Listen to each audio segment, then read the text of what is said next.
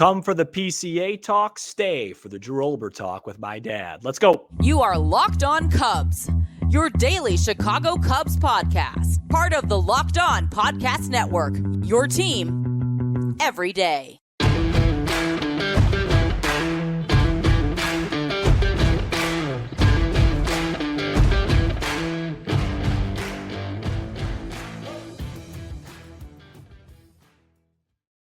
You are Locked On Cubs, part of the Locked On Podcast Network, your team every day. I'm Sam Olber. Please support the show by following on your preferred audio platform. And you can watch, subscribe, and leave a comment on YouTube. Thanks so much for making us your first listen. We are lifelong fans taking our passion into a discussion with you on all things Cubs. Today's episode is brought to you by FanDuel. Make every moment more. New customers join today and you'll get $150 in bonus bets if your first bet of $5 or more wins. Visit FanDuel.com/lockedon to get started. Welcome in, everybody. If you are an everydayer of this show, you notice two things right off the bat. One of them is very obvious. One of them is not. The obvious thing is that my partner, Matt, is not here. He will be back at some point this week. He's a little bit under the weather if you listened to yesterday's episode. And the second thing is that if you're a true everydayer, you know that when I'm solo, I typically don't wear headphones, but I'm wearing them right now. Why? Because in Chicago, the tornado sirens are currently going off, and I didn't want that to get picked up on the audio, and I'm a little bit, slightly, just a tad bit frightened, but I think if you're listening to this episode, everything worked out okay. I hope everybody is safe. So, the Cubs made a trade today. Is it significant? No, but it's a nice segue into our first topic. The Cubs traded Bailey Horn to the White Sox in return for reliever Matthew Thompson. Why did they make this trade? They needed to clear a 40-man roster spot for one Cody Bellinger. They did that. And now with Cody Bellinger officially back in the fold, the question shifts to what about the Cubs' top prospect, or if you love Cade Horton, one of the Cubs' top prospects, Pete Crow-Armstrong, better known as PCA. Where does he play? When does he play, right? Let's answer that, okay? And let's start by hearing from the manager who talked about this on 670 The Score. He said, quote, "Look, we are going to have to decide on him," talking about PCA. With Pete, it's pretty easy because there is something he does very well. That's what's going to force us to make a decision. He plays defense and center field at a high level. Then again, the other side of the coin is at his age, he needs at-bats and he needs to have a success at it. There's not a lot to figure out about Pete. We could dissect it in a million ways, but at some point we must make a decision. It's going to be hard to establish yourself offensively because it's a hard league. He will get better as he struggles a little bit and make some adjustments. End quote from Cubs skipper Craig Counsell.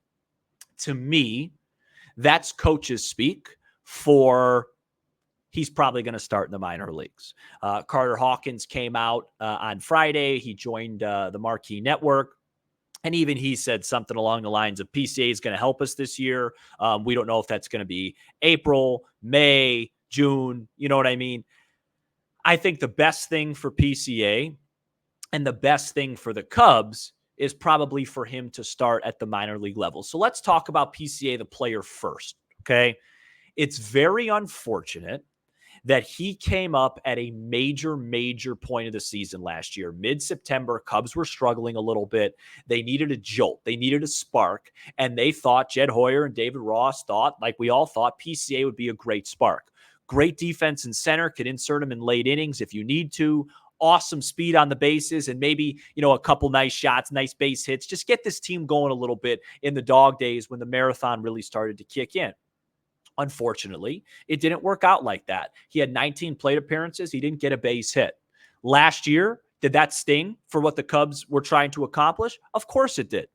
Does it have any, and I mean even 1%, say anything about PCA's future and his development as a player? No, nada, absolutely not even close.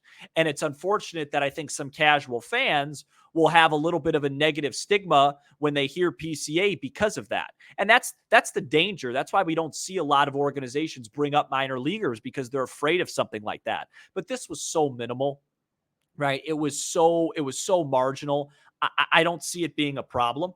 And it's not a problem. It says absolutely nothing about who PCA is and what he is as a player. Now, with that being said, PCA as a prospect is a great summary of the Cubs farm system as a whole, right?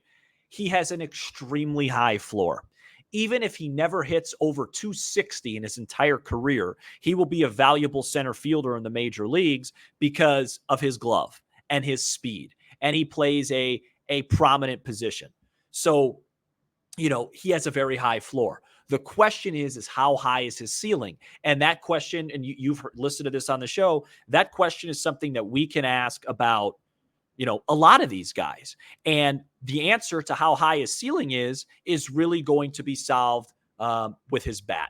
His bat is going to set his ceiling. If he could find a way to be a high sevens, low eights, OPS type of guy, steal 45 bases, and play gold glove center fielder, you're talking about one of the most valuable players in baseball. And I think that's one of the reasons why he should start in the minor leagues, to really develop that bat.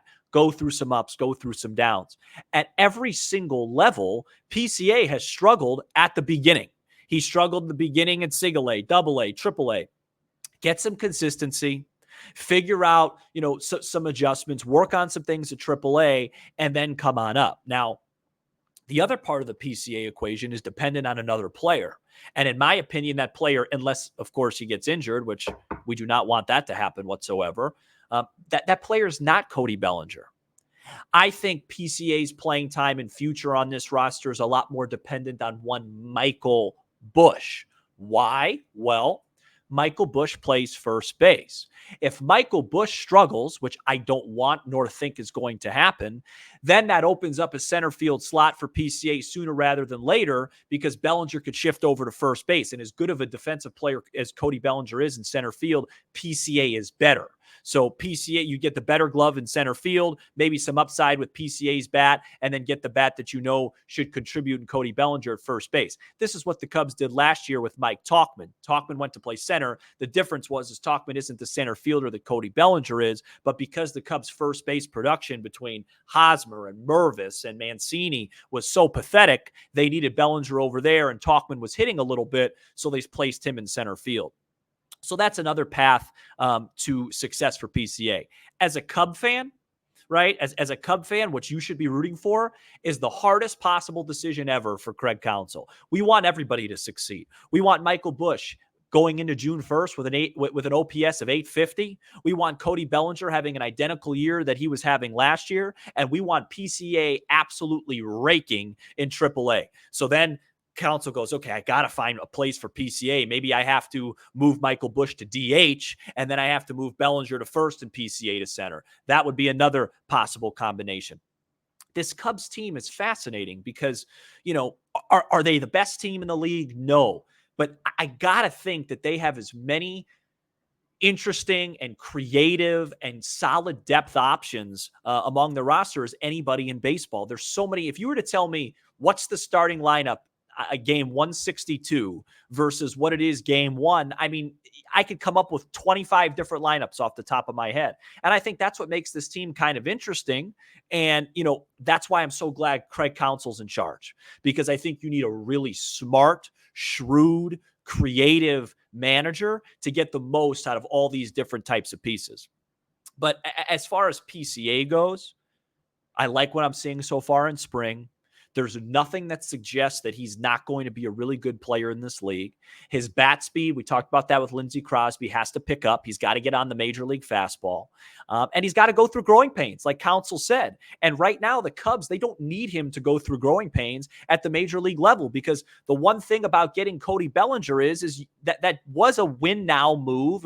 We're trying to win a division. So unless it's a situation like last September where it's like, hey, we need PCA's defense late, it's a base running, which you don't need to worry about in April. Let him go to AAA, figure some things out. And then when he's ready and the team is ready together, they come together and he starts to perform. I think that's the best case.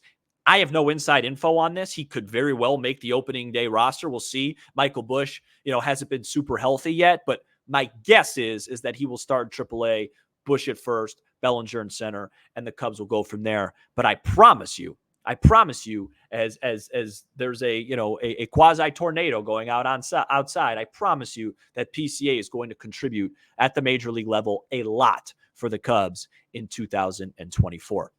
Coming up next, we're going to go over some spring notes before we talk to my dad a little bit later on. But first, this episode is brought to you by FanDuel. Get buckets with your first bet on FanDuel, America's #1 sportsbook, because right now, new customers get $150 in bonus bets with any winning $5 bet. That's $150 if your bet wins. Bet on all your favorite NBA players and teams with quick live bets, live same-game parlays, exclusive props, and more. And of course, you could also bet on college. We'll see what happens. Who's going to win the national championship? Will this be the first year that the Illinois Fighting Illini make the Sweet 16 since 2005? That's a little embarrassing. Visit FanDuel.com/LockedOn and shoot your shot. FanDuel, official partner of the Locked On Podcast Network. We are back here on Locked On Cubs, and it's time to talk a couple spring training notes and takeaways. The Cubs went scoreless for a very long time in this spring training. They hadn't scored a run since the Panama Canal was created by Teddy Roosevelt, but somebody actually shouted me out in the comments yesterday about my history references. I appreciate it. I do love history. They broke out late in Tuesday's ball game, big triple for Matt Shaw. And to me, talking about spring training is so tricky because you just don't know what's worth talking about and what isn't. I've come to the conclusion for this year, I'm really interested, especially early on, in watching PCA, Canario, Shaw, Alcantara, those type of guys. Just seeing how they handle, that type of situation, not making any long-term conclusions, but just seeing, observing swings, observing tendencies, things like that. And then the second thing is looking at competitions. So Hayden Wesneski giving up 4 earned the other day. I think that's actually a pretty big story because, he's fighting for a starting spot. And there's no way that you don't look at spring training results when you're trying to decide who's going to start when it's up in the air like that before the season. Back to Matt Shaw. I mentioned this a little bit. Matt and I heard, among the trade circuits and around the league, Cubs don't want to give up Cade Horton. They don't want to give up PCA, and they don't want to give up Matt Shaw. Now, they don't want to give up anybody, but those were the, quote, untouchable guys, right? And I kind of said to myself, Matt Shaw's untouchable already? Really? That was kind of my reaction. I could see why. That bat does not grow on trees. That bat looks legit. And, he's not going to start with the big club. He's going to be in AA. I tend to make a lot of predictions when I do solo shows, which I don't like because, if they don't age well, it's embarrassing. Granted, he's healthy. Matt Shaw will be playing baseball for the Cubs in 2024. That bat's special. That bat is going to steamroll through the minor leagues, folks. That's my take. It's a real big time bat. PCA had another double today, speaking of, so that was nice to see on Tuesday. Kyle Hendricks got the start for the Cubs. Thought he looked really sharp in 2 innings. Struck out Ellie De La Cruz with a beautiful changeup. Gave up, it was really a classic couple 2 innings for Kyle. Kyle, when he gets hit, he makes 2 strike mistakes. He made a 2-strike mistake to Will Benson, resulted in a triple that scored a run, but he looked pretty good. Spring training it's so tricky. It's so tricky to make long-term conclusions, but I like what I see right now. I got a couple of funny Twitter mentions today. Sam, how worried are you about the offense? Because they haven't scored in a while. Not worried. I know that they do this. They go up and down, but it's late February, guys. I'm not worried about if I'm worrying about the offense in spring training in late February, there is no chance I make it through the season. So for my own health purposes, I am not going to waste too much time on that. Those guys will be just fine. But overall, good start in spring training. I'd like to see somebody take control of that 5th starter spot. Wicks was okay in his first start. Assad was not great. Smiley was all right, and Wesneski was not good. So we'll see those guys second time around, see if anybody makes a statement, pitches 3-4 really good innings. and takes the lead there. I personally think it will be Jordan Wicks, but we'll see what happens. We have our spring training countdown. We are 29 days away from spring training opening day countdown. This is what happens when I'm without Matt. 29 days away from opening day. Famous 29.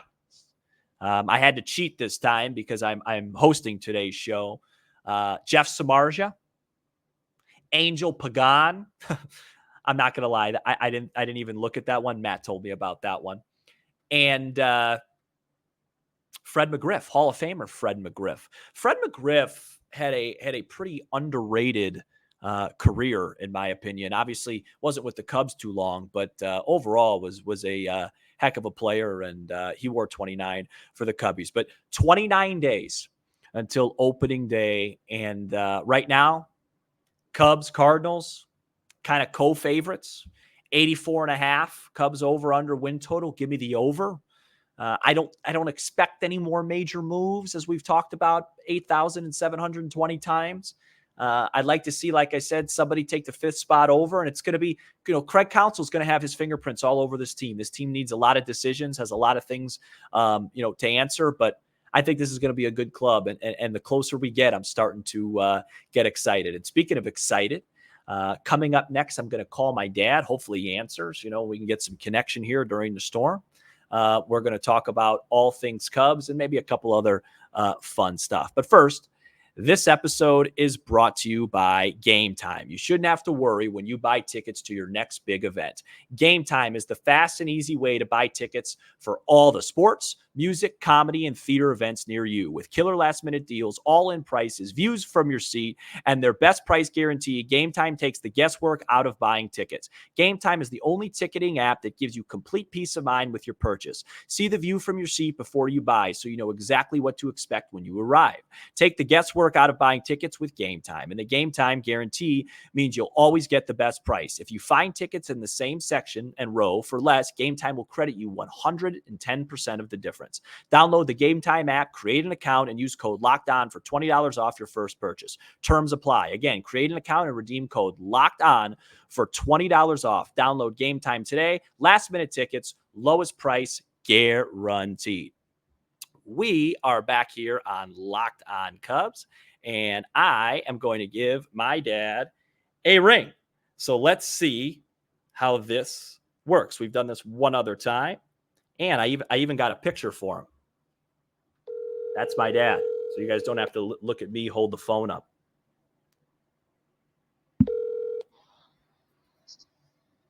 Hello. Hey, Dad. How's it going? Good. How are you? I'm doing fine.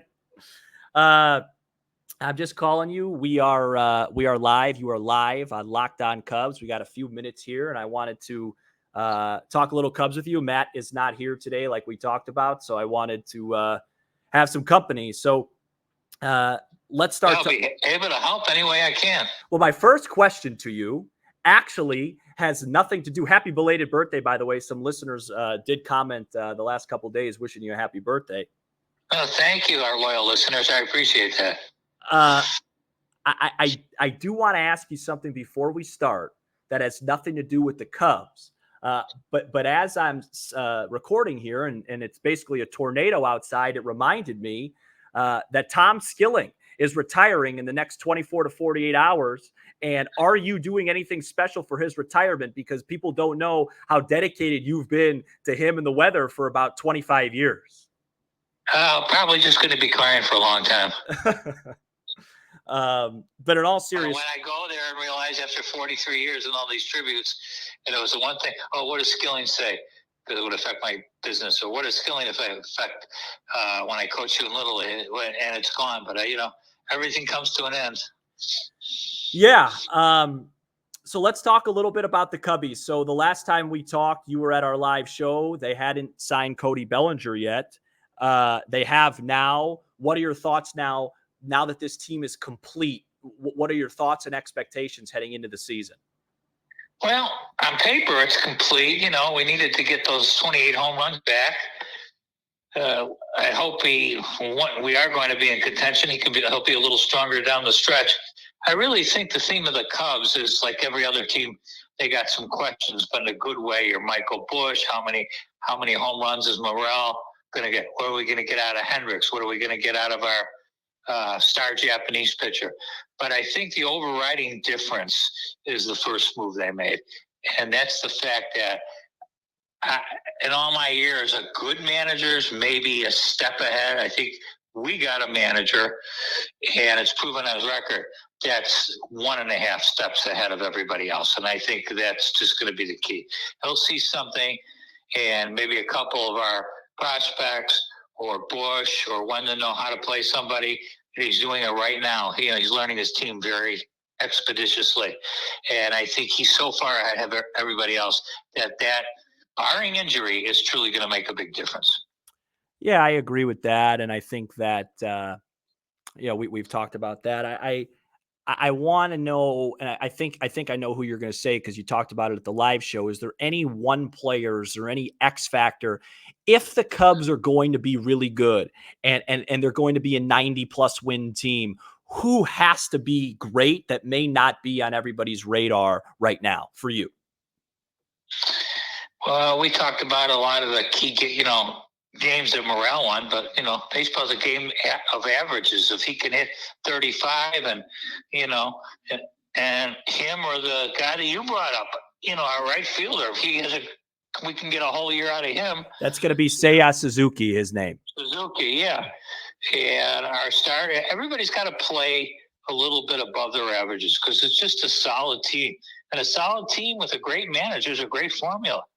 We got to have a solid year and a little improvement from Horner and Happ, But you take also the fact that Consol's a Moneyball guy. I'm not talking about analytics. Catch the ball on the bases the right way.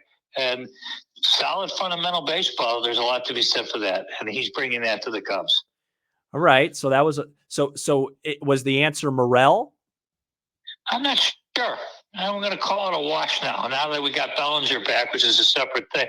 I thought it was, and then when you brought up Suzuki, I kind of took it as a wash because Morel will be strong, but what you were alluding to is that if Suzuki could put it all together, which he can, I'm sort of leaning that way. If we get both of them, we're definitely favored to win the division. There's no doubt about that.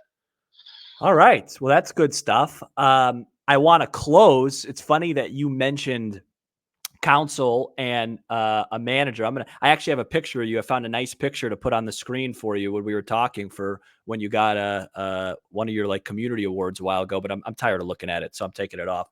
I actually have a good trivia question for you. It's Trivia Tuesday into Wednesday. Speaking of managers that I'd like you to take a stab at. This one's going to be a little tricky. You ready? I'm in. 1969 Cubs manager Leo DeRocher managed 2 other teams in his big league career. Do you know the 2 other teams that he managed? Well, actually, there's more. He managed the Brooklyn Dodgers. Yes. New York Giants. Oh, is there actually more? Yes. Oh. Right after the Chicago Cubs, he managed the Houston Astros to a second place finish, and that was his last year, circa 1973. You are correct, and my information was wrong. So not only did you get the question right, but you also answered a question correctly that I actually set up wrong. So good job for you. I should have went on Baseball Reference. I don't think you'd have any way of knowing that. It's not a well-known thing. What do you mean I wouldn't have a way? What do you mean I wouldn't have a way of knowing it? It's called Google. I Googled it now, and I went on this. But people didn't really want to follow DeRocher after that. They thought